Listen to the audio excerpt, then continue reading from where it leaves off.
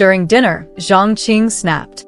It had been a month since her mother, Su Yafang, moved into their home. As usual, Su Yafang had prepared dinner but didn't eat with them, maintaining her long-standing habit of skipping dinner to stay in shape. After setting the table, she went downstairs for a walk.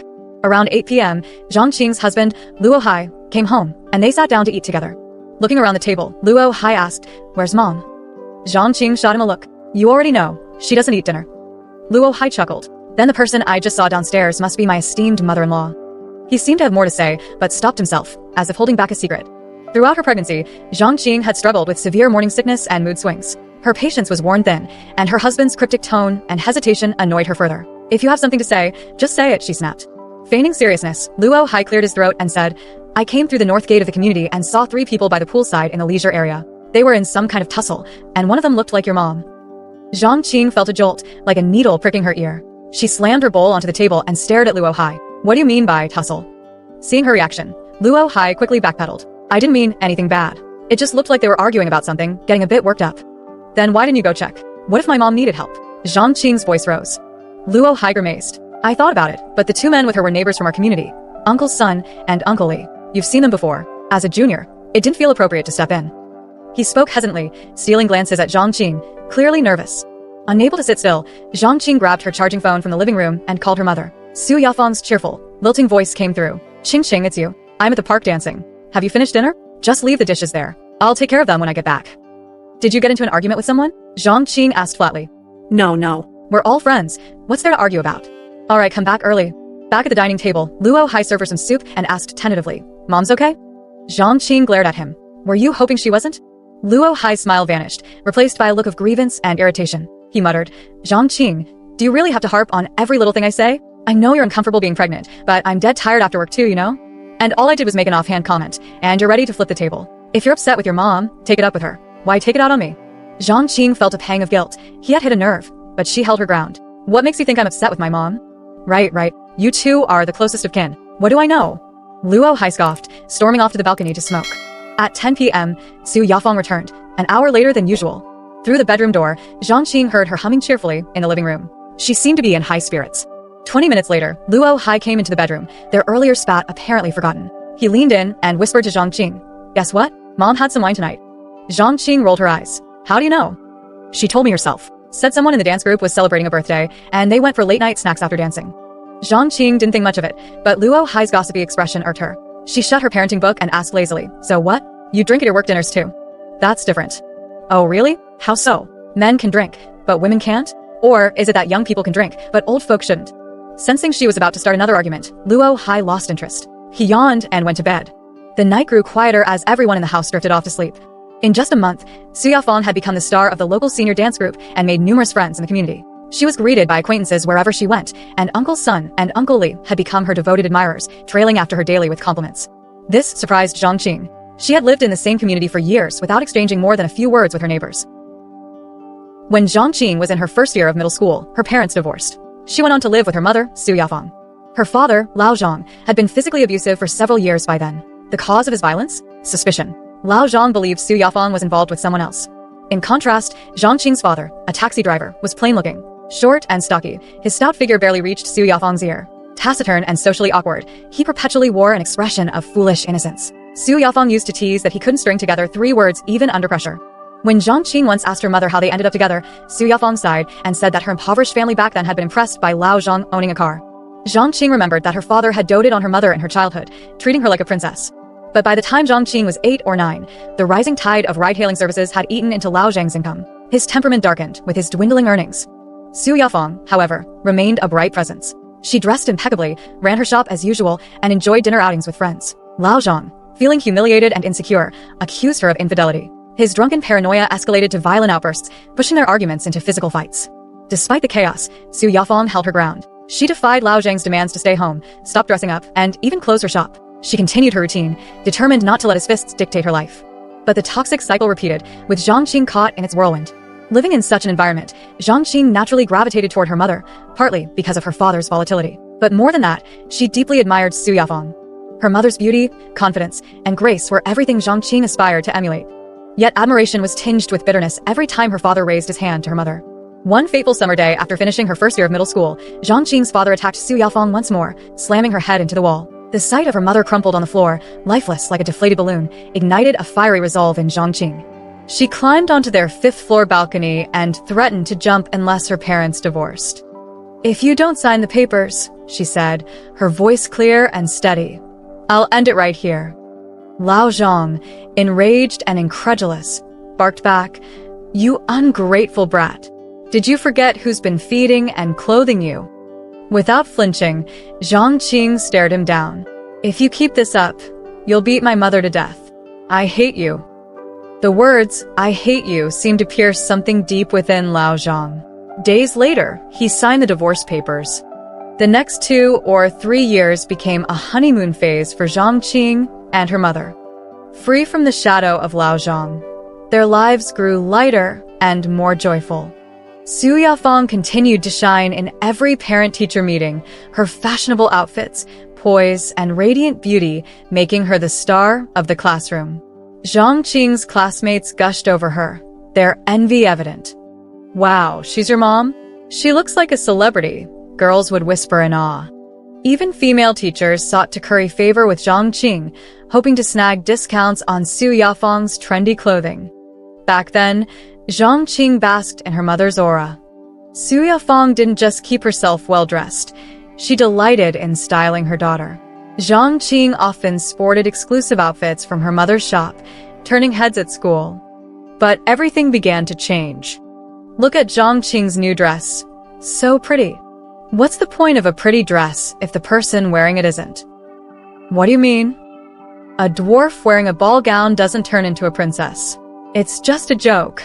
Zhang Qing opened her eyes slowly, the morning sun seeping through the curtains. She rubbed her temples, feeling exhausted. She'd been trapped in dreams all night. The next day was Saturday. Zhang Qing and Luo Hai slept in late.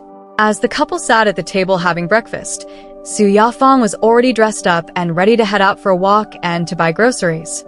She had put on light makeup and was wearing a pale blue dress that elegantly accentuated her well-proportioned figure. "Qing Qing, you two eat.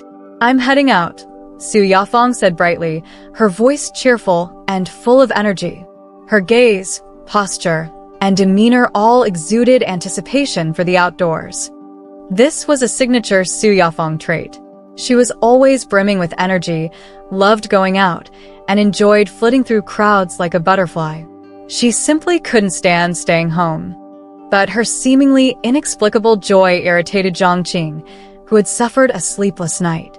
With a slightly annoyed tone, Zhang Qing asked, "Did you have a late-night snack last night?" "Yes, your Aunt Wu was celebrating her birthday and treated us," Su Yafang replied, smiling brightly while adjusting her hair in the hallway mirror.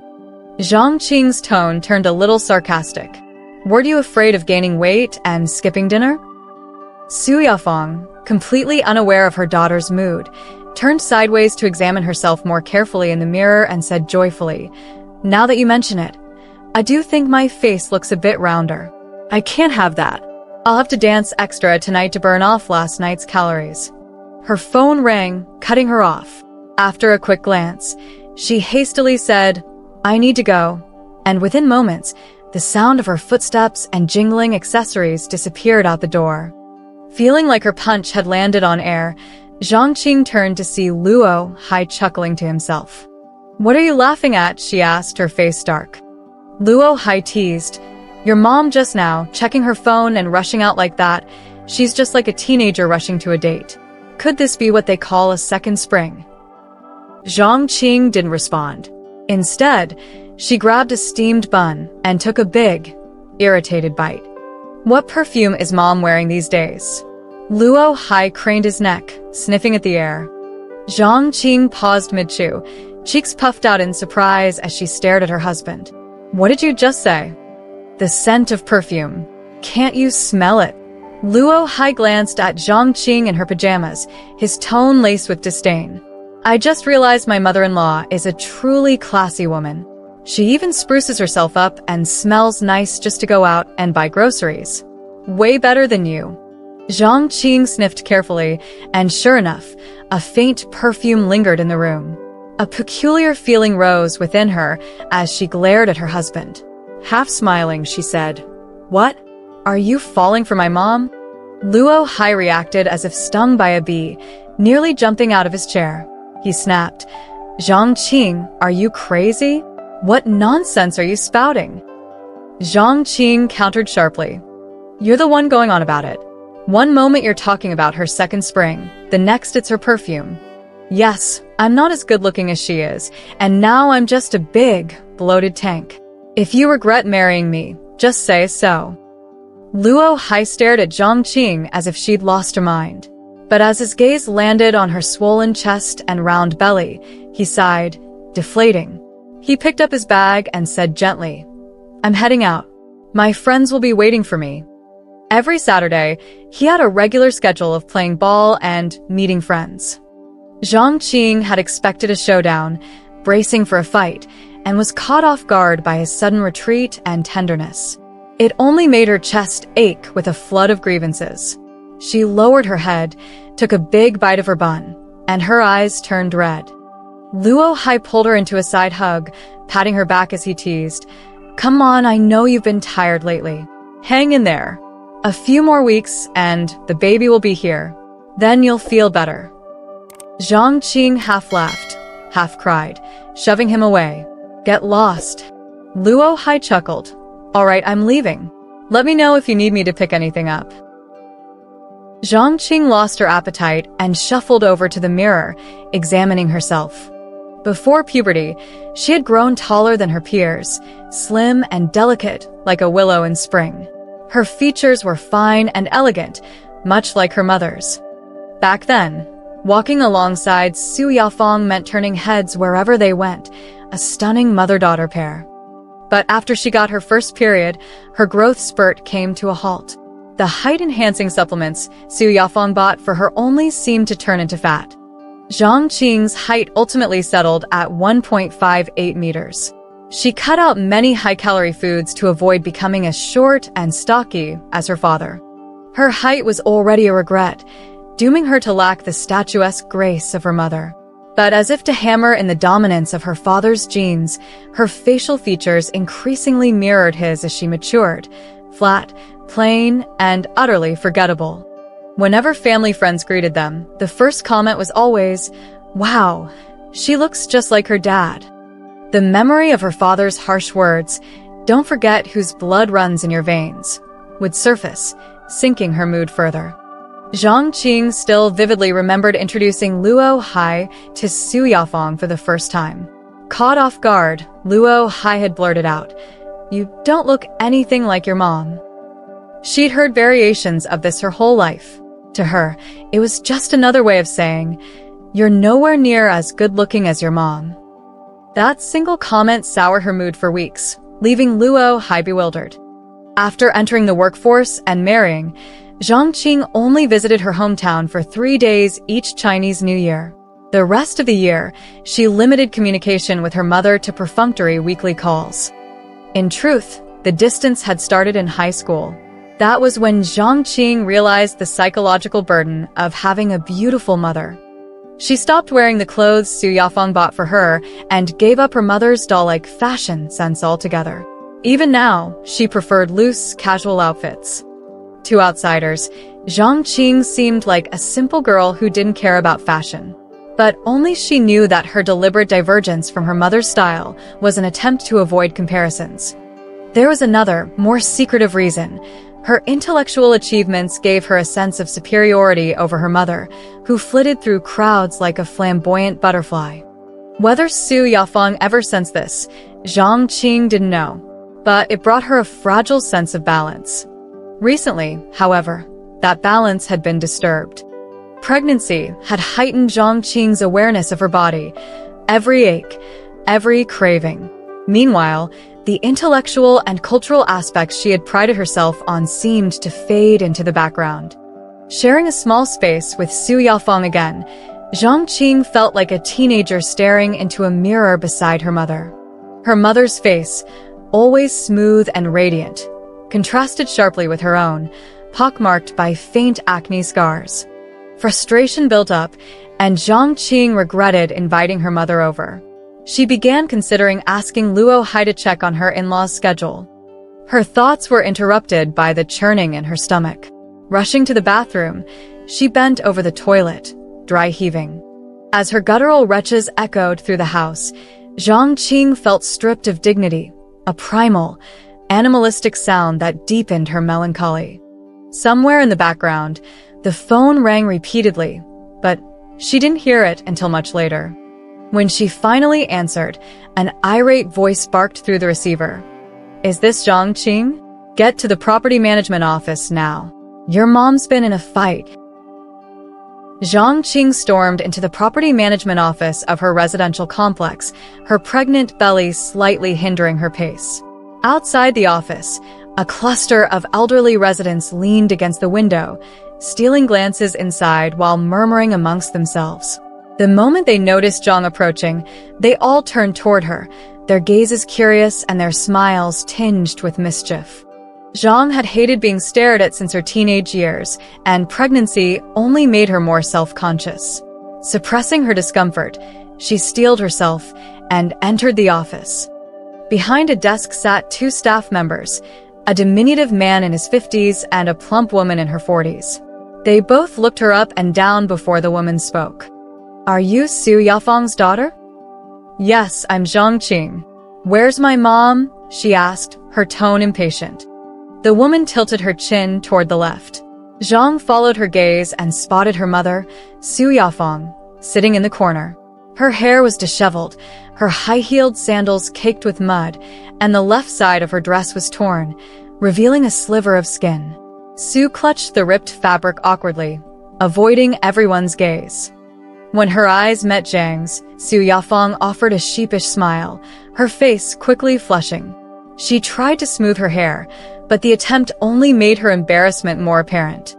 Zhang, used to seeing her mother weather conflicts with composure, even when her father lost his temper, felt her own anger ebb at this pitiful sight. Feigning a dramatic reaction, she raised her voice. "Mom, what happened to you? Who did you fight with?" Su Yafang waved her hands frantically. "It wasn't me. I didn't fight anyone. It was them."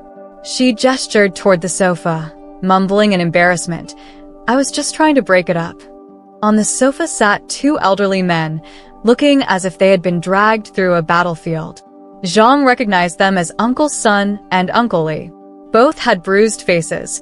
One had a swollen forehead, and the other sported a split lip. Their sparse white hair was a tangled mess, and their clothes were dirt-streaked and rumpled. A ridiculous image sprang to Zhang's mind, the two old men wrestling in the mud. She stared in disbelief. "Uncle Sun, Uncle Li, what happened to you?" she blurted out, though a suspicion was already forming. Her thoughts flickered back to something Luo Hai had said the day before. The plump woman cleared her throat, adopting an air of exaggerated authority. "Now that Su's daughter is here, why don't you both explain what you want?" Before they could speak, Su Yafang shot to her feet, her voice sharp. "What does their fight have to do with my daughter? I was just trying to stop them, and ended up like this. What more do you want from me?" Uncle Li, looking downtrodden, hunched over with his hands clasped between his knees. His voice carried a note of grievance as he said, "Xiao Su, you know Sun and I have always been good friends. We've played chess together for years. But now look at us, all because of you. It's humiliating."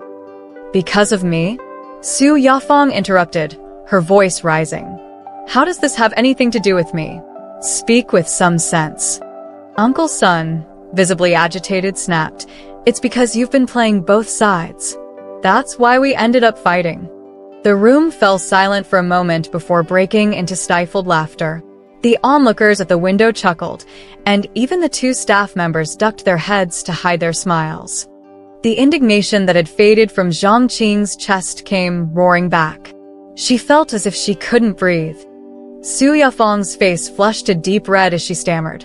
"Both sides? What are you even talking about? Did I take your money? Eat your food? How dare you?" Uncle Li responded, indignant. "You danced with me one day, then danced with him the next. If that's not playing both sides, what is?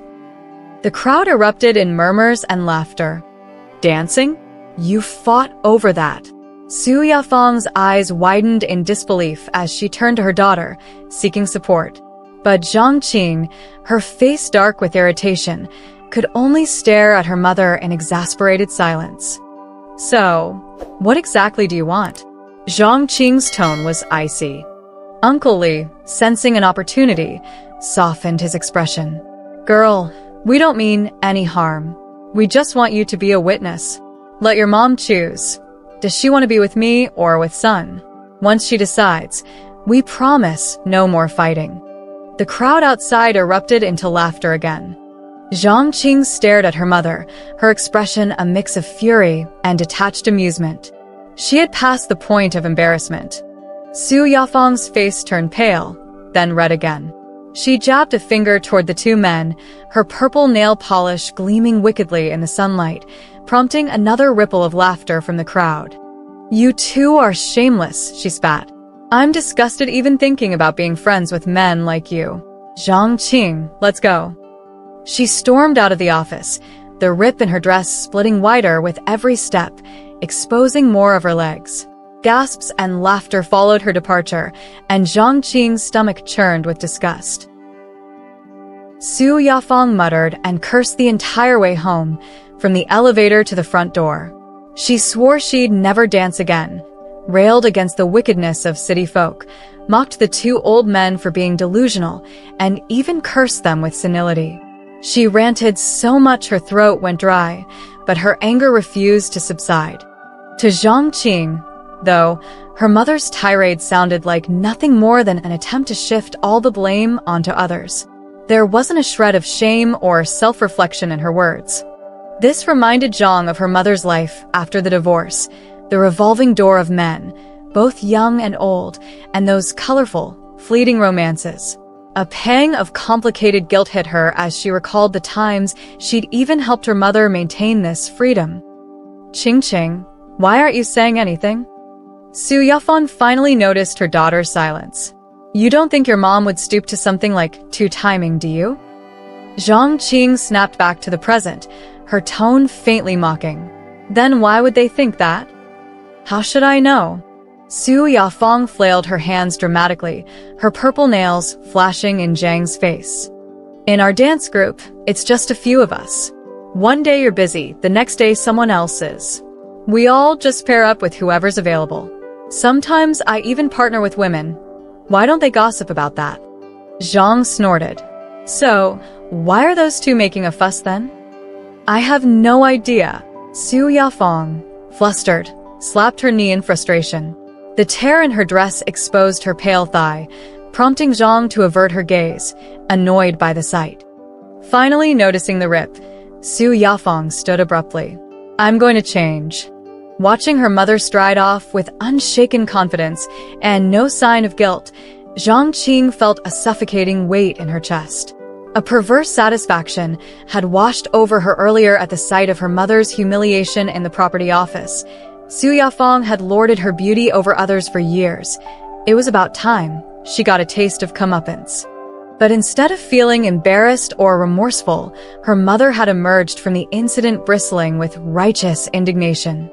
This infuriated Zhang, but deep down, she had to admit that Su Yafeng, despite being surrounded by admirers over the years, had never crossed a line into scandal.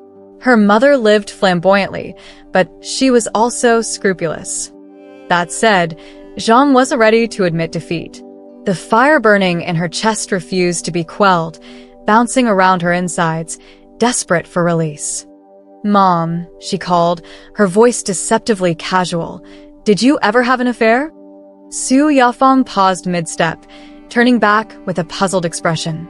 What? Zhang kept her tone light, even smiling faintly, as if discussing something trivial. I mean, before you and Dad divorced, did you ever cheat on him? Of course not. Su Yafeng's response was immediate, her tone firm.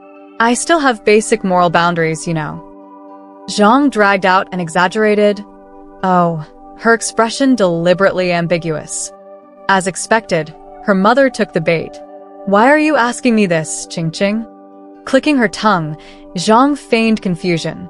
Well, if you didn't, then why did Dad always accuse you of seeing someone else whenever you two fought? Was he imagining things?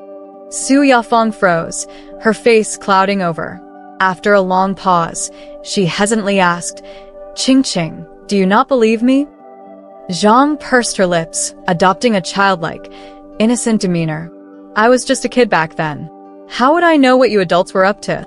Su Yafeng studied her daughter intently, her gaze searching and serious. Zhang held back a smirk as a faint sense of triumph began to stir within her.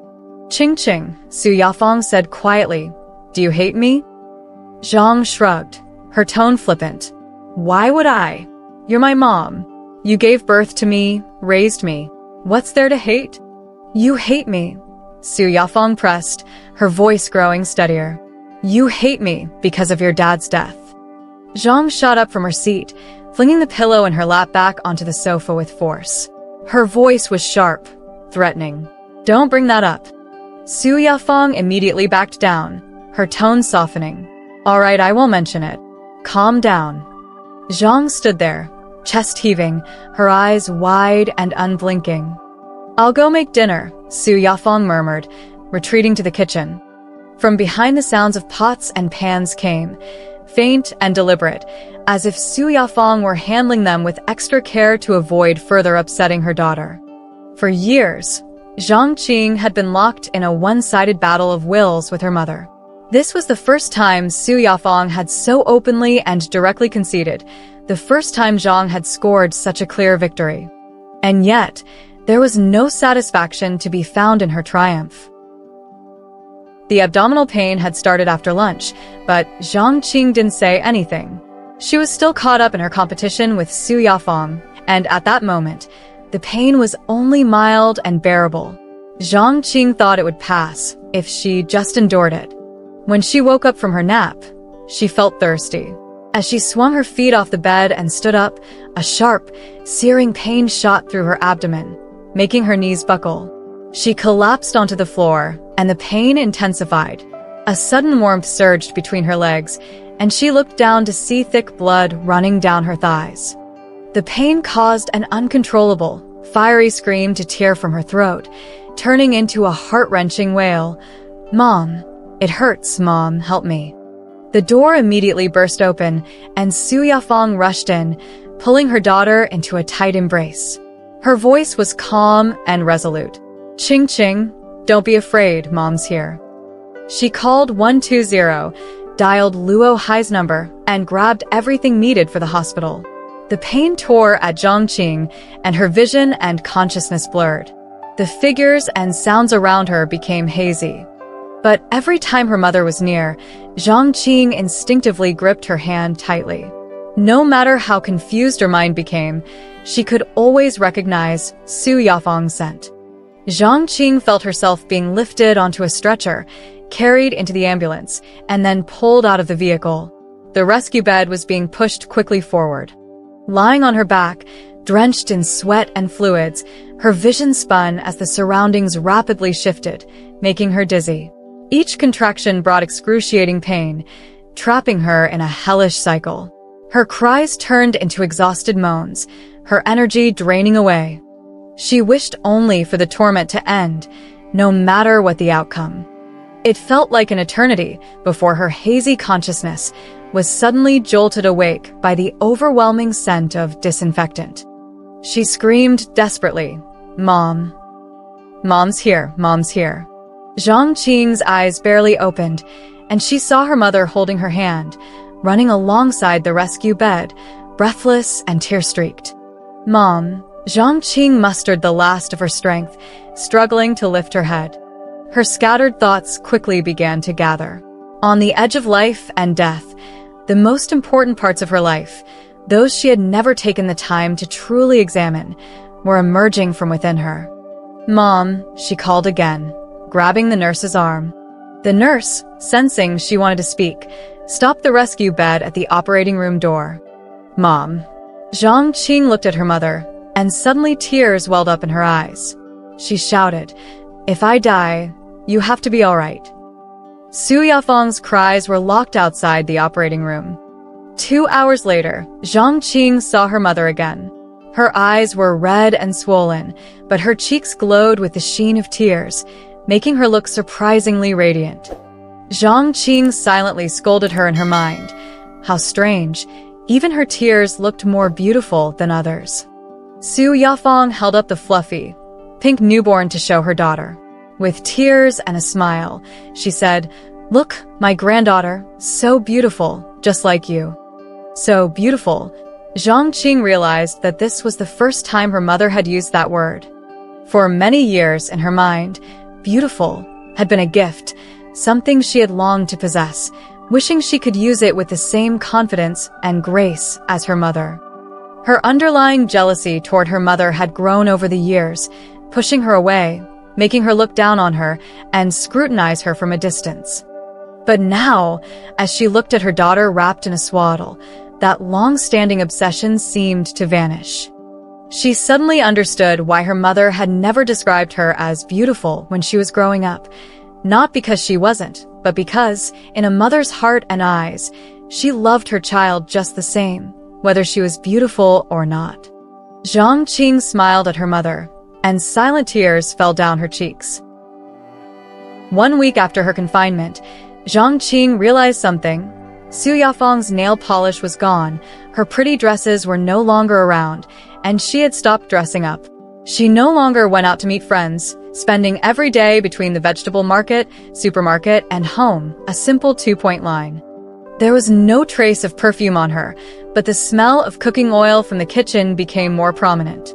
Zhang Qing also noticed that without the beautiful dresses, meticulous hairstyles, and exquisite makeup, Su Yafeng had suddenly reverted to being an ordinary middle-aged woman in her 50s. She had become just another passerby in the eyes of others. Zhang Qing thought that if she were to run into her mother on the street now, she wouldn't spare her a second glance. In Zhang Qing's memories, Su Yafeng had always been a symbol of sunshine, a beautiful butterfly dancing in the flowers, vibrant and alive.